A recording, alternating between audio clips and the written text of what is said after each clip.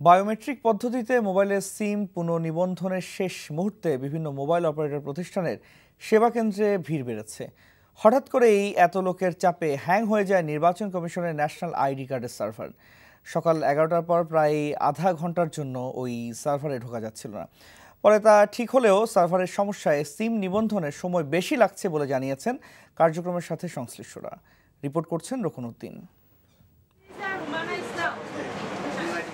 শনিবার শেষ হয়ে যাবে আঙুলের ছাপ দিয়ে পুনরায় সিম নিবন্ধনের কার্যক্রম। এখনও সরকারের পক্ষ থেকে সময় বাড়ানোর ঘোষণা আসেনি, বরং বলা হয়েছে নিবন্ধন না করলে 1 মে থেকে কিছু সময়ের জন্য বন্ধ থাকবে অনিবন্ধিত সিমটি। তাই নিবন্ধন কার্যক্রম শেষ হওয়ার ঠিক আগের দিন শুক্রবার সরকারি ছুটি থাকায় বিভিন্ন মোবাইল অপারেটর প্রতিষ্ঠানের গ্রাহক সেবা কেন্দ্রে ছিল মানুষের উপচে পড়া ভিড়। সংশ্লিষ্টরা চেষ্টা করলেও মানুষের সেই চাপ সামলাতে পারেনি যন্ত্র। সকাল থেকেই সমস্যা হচ্ছিল নির্বাচন কমিশনের সার্ভারে থাকা আঙুলের ছাপের সাথে সিম নিবন্ধনে আঙুলের ছাপ মেলাতে। আজকে ভিড় বেশি, বাট সার্ভারের প্রবলেমের কারণে আমরা ঠিকমতো সার্ভিস দিতে পারতেছি। এই নির্বাচন কমিশনের সার্ভারে এই প্রবলেমটা হচ্ছে।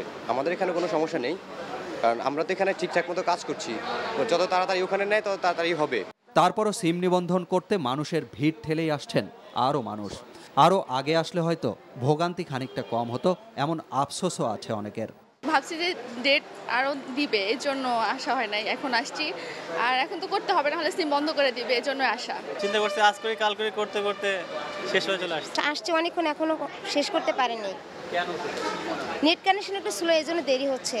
শনিবার সিম নিবন্ধনের চাপ আরও বাড়বে এমন আশঙ্কা করে নির্বাচন কমিশনে থাকা জাতীয় পরিচয়পত্রের সার্ভারে যেন কোনো সমস্যা না হয় সে বিষয়ে ব্যবস্থা নেবার অনুরোধ জানিয়েছেন মোবাইল অপারেটর প্রতিষ্ঠানের কর্তা ব্যক্তিরা। রকুনউদ্দিন, NTV নিউজ, ঢাকা।